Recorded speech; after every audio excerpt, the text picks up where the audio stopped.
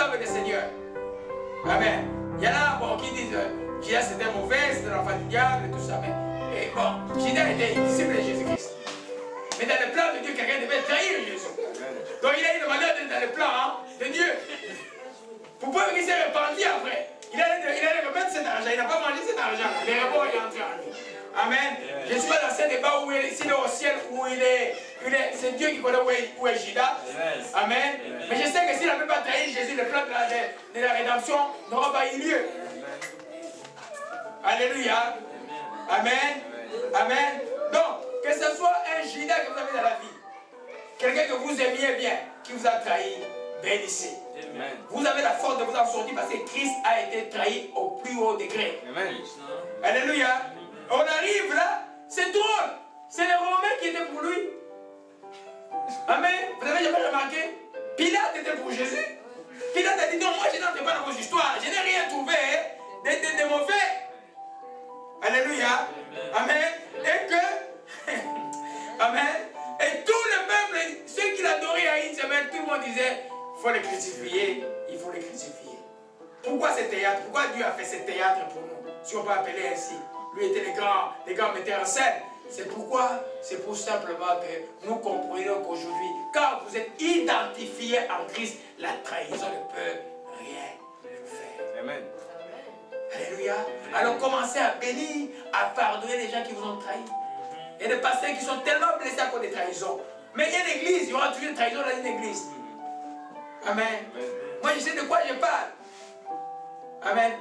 Je sais de quoi les gars, tout le monde que j'aime de tout mon cœur, qui m'ont fait des choses graves, un jour eux-mêmes ils sont revenus. Ils savent qu'ils connaissent mon cœur. Des fois ils jouent de moi avec moi comme une poupée, mais je ne suis pas une poupée. Je suis une poupée de Jésus. Amen.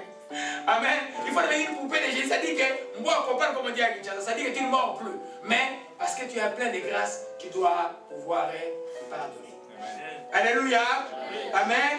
Alléluia. Et on a oublié une catégorie des disciples. Tout le monde avait fui. Tous avaient fui. Certains avaient dit on va prendre les épées. Après, tous ont fui. Mais c'est avec le même disciple de l'église de Jésus que ça a été construit. Les fuyards. Alléluia. Il nous dit que quand quelqu'un te fuit, ce n'est pas un problème. Même dans une entreprise, dans une association, ce n'est pas un problème. Si tu es identifié en Jésus-Christ, tu connais c'est quoi la vraie Pâque. Il y a toujours une résurrection. Amen. Alléluia. Amen. Amen. Amen. Donc c'est ça que c'est par là que nous commençons à bénéficier de ces choses. Quand tu penses à ça, tu es fort. Le problème est que ton Jésus est-il réel ou c'est un Jésus historique? Si c'est un Jésus réel, celui qui est passé à la croix, une fois il est passé, une fois il t'a libéré, une fois il t'a restauré, une fois il a vaincu les démons, il les a vaincus encore. C'est à toi maintenant d'agir par la foi. Alléluia. Amen. Amen. Alors, il a suivi, il y en a qui disent, oh non, ils m'ont fait injurier et tout et tout et tout. Il dit que les insultes, il les a subies de tout un part. Amen. On va lire rapidement au chemin. Je prendrai un texte pour aller rapidement. Prenons Matthieu 27. Matthieu 27.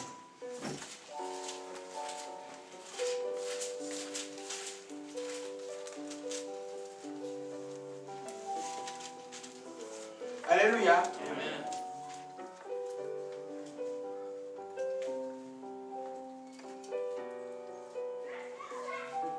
Amen.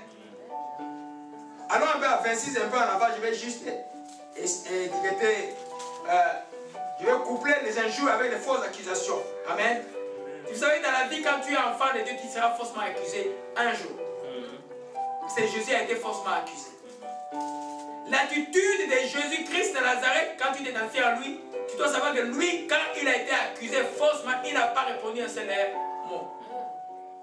De toutes les accusations, les faux témoignages qu'il y a eu, il a gardé le silence. Même quand Pilate lui a parlé, il a gardé le silence. Pilate lui dit, mais tu sais pas, c'est devant moi qu'il ne parle pas, tu sais, j'ai le pouvoir de vie et de mort pour toi. Il a dit non, si le pouvoir n'était pas été donné par mon Père, tu n'auras aucun pouvoir. Il a répondu par la vérité. Et quand les sacrificateurs principaux lui ont posé la question, est-il le fils de Dieu? C'est là qu'il dit, oui, je suis le fils de Dieu, et vous verrez le fils de Dieu descendre. Et puis, il s'est énervé, il a déchiré son habit, c'est là où on a condamné Jésus. Et puis, s'il était le roi, il a dit qu'il était le roi. Toutes les questions qui concernaient la vérité, il a répondu. Les 3 questions, il a dit oui. Les autres qui étaient des fausses questions, des mensonges, il n'a pas répondu. Alléluia. Quand tu t'identifies en Christ, toute fausse accusation, tu ne réponds pas. Tu ne réponds pas. Tu regardes comme si de rien n'était. Parce que tu dis que c'est des mensonges, ça n'ira pas plus loin que ça. Alléluia. On va lire rapidement, mes bien-aimés. Amen. À partir du verset 59, les principaux sacrificateurs et tous les sacrificateurs cherchaient quelques faux témoignages contre Jésus suffisants pour le faire mourir. Ils n'en trouvèrent point, quoique plusieurs faux témoins se fissent. Il en vint 2 qui disent, celui-ci a dit, je détruirai le temple, je le remettrai en 3 jours. Les sacrificateurs se leva et dit, ne réponds-tu rien? Est-ce que ces hommes, qu'est-ce que c'est que ces hommes déposent contre toi? Jésus garda le silence. Fausse accusation, silence. Quand tu es identifié en Christ, fausse accusation, silence. Tu dis que ce n'est pas vrai. Alléluia. Amen. Et puis, le souverain sacrificateur prenant la parole lui dit, je t'adjure par les dieux vivants de nous dire, si tu es le Christ, si tu es le Fils de Dieu, alors Jésus lui répondit, tu l'as dit. De plus, je vous déclare, vous verrez désormais le Fils de l'homme assis à la droite de la puissance de Dieu et venant sur les nuées du ciel. Alors le souverain sacrificateur déchira ses habits. Il dit, il a blasphémé. Quand avons-nous encore besoin de témoins?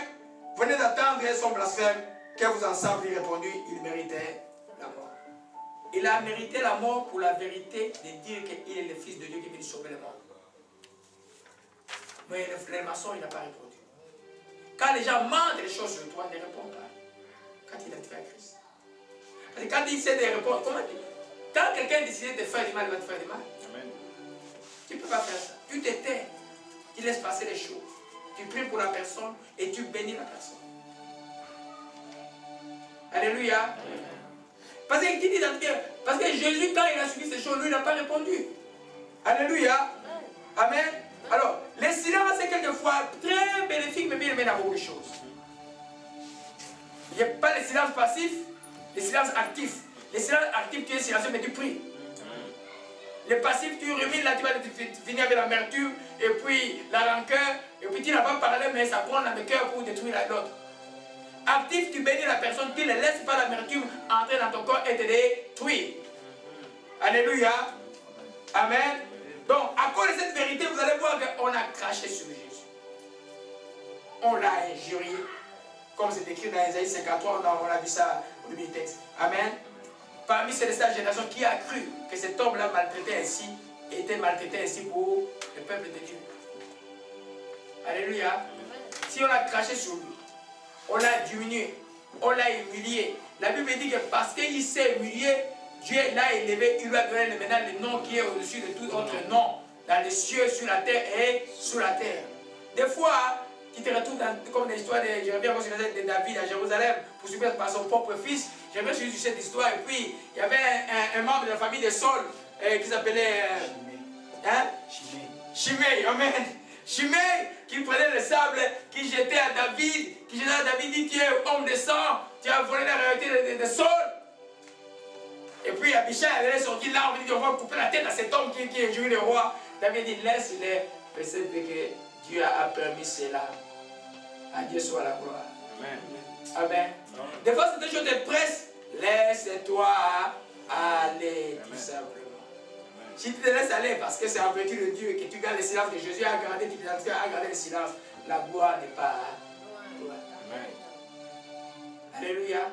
Parce que toute justification amène les querelles. Les querelles enveniment les choses et finissent par détruire. Alléluia.